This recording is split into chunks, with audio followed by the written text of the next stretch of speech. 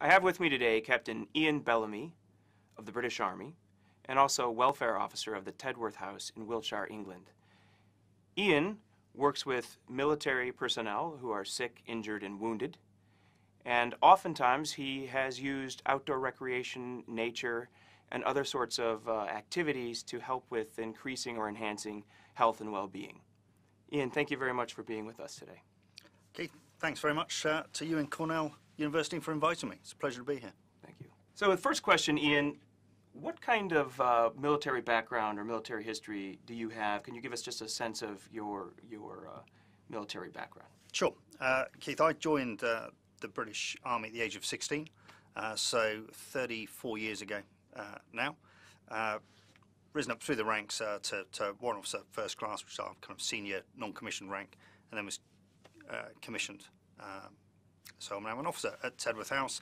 I have done various jobs in various countries during that time, operational tours in all kinds of interesting places, and I've spent a lot of time during that in both leisure and part of my work involved in a lot of nature-based activities as well, or certainly the outdoors. I'm a ski instructor, I'm a scuba diving instructor, I like canoeing, things like that. So I spend a lot of time outdoors myself, and I've tried to bring some of that love of the outdoors to the job.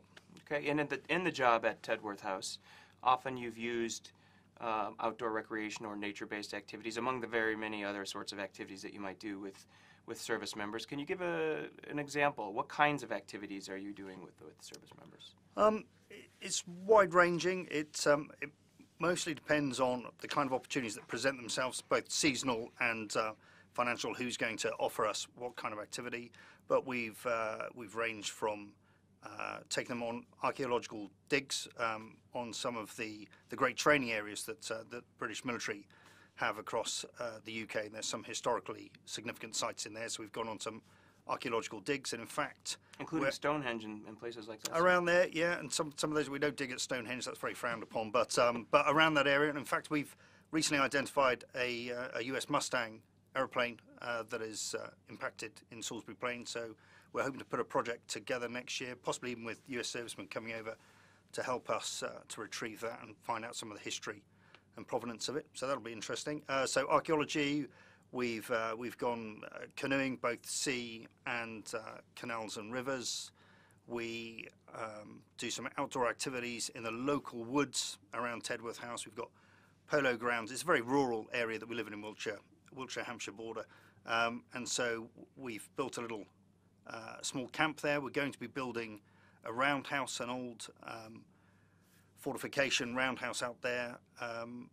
We have some people come in from the Wiltshire Wildlife Trust. One of our NGO partners have come in, and they've instructed on how to build things like baskets, some of the fencing that we've put by, the wicker fencing that we've built to mark the areas that we're working in, the fire pits, putting up the construction of the canopy. We do some bird trapping and ringing there. Banding, putting banding, identification bands on. Yep. And so giving a kind of a restorative effect to the countryside as well. So we're looking at conservation, we're looking at what we can do to help the countryside as much as it helps us, actually. Interesting. So not only recreational activities, but also focusing on some of the restoration activities or civic ecology sorts of practice. Absolutely. We've gone into some of the reserves that Wiltshire Wildlife Trust have, and we've helped to cut down some of their trees that need their coppicing that needs doing, and we've used some of the byproduct of that to help them put up more fencing in other areas that's useful in the countryside. So instead of wire fences, they've got their hazel witch stuff going down. So when the service members who are wounded, sick, or injured are involved in these activities, what kind of benefits do you think they're receiving from either the recreation or the restoration or the combination of the two in these sort of nature contact, outdoor sort of environments? What sort of benefits? Well, often the people, when they come to us, the soldiers may have spent a long time at home. They may have become socially withdrawn. They may have been very focused, inwardly focused on their problem, whatever their issue and medical problem might be. And so we use nature as a kind of a vehicle to try and get them out of that. And if we ask the soldier, would you like to volunteer for this, he may well not want to. So we don't give them much choice to begin with. It's this is the activity we're doing today, fella. So off you come with us. All done in a very encouraging kind of way. And invariably, I can think of only one or two soldiers out of the hundreds that have come through us in the last 3 years that have not come away from there looking like they'd slept with a coat hanger in their mouth. They come with a massive smile. They've had a great time. They're muddy, they're tired, they're dirty, and they've had a great time. Hard to quantify why. And I've asked them, they don't really know. There's various things that they've suggested. It's just being outside. Some of them love the camaraderie, the other people are there, and so we're all out together, getting dirty, doing a teamwork. Some of them like the arduous physical activity, which maybe they haven't done for some while, because instead clinicians have been very careful about the management of what they can do and minimising their activities. But once they've come to us, they're kind of off the leash a little bit more and they can do some more. Some of them just like to wander off on their own and sit quietly, maybe looking at some water or just in the forest, and then come back and join us later. But the great thing is, days later you can hear them still talking about that activity, whereas they may not remark again about any other activity we've taken them on, a more indoor urban thing. We might have taken them go-karting or something, but they're not normally talking about that days later. In the woodland activities, they normally are. So with that and the potential importance of the setting itself being in the outdoors or in nature or in a gardening context, for example, or some of the other things that you've discussed, what do you think the significance of those settings are? Why is it that they would say these things about those activities and not other activities? What's special about that environment in your mind?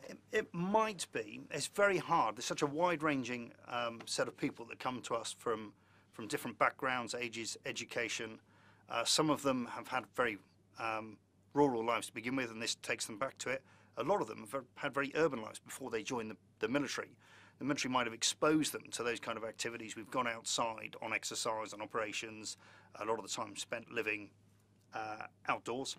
And so maybe it just brings back memories of those kind of occasions. Some of them just embrace it as so much different than when they're at home in a city somewhere, perhaps in a flat or a house that doesn't have much in the way of communal gardens around it, and they come to us and just enjoy the nature.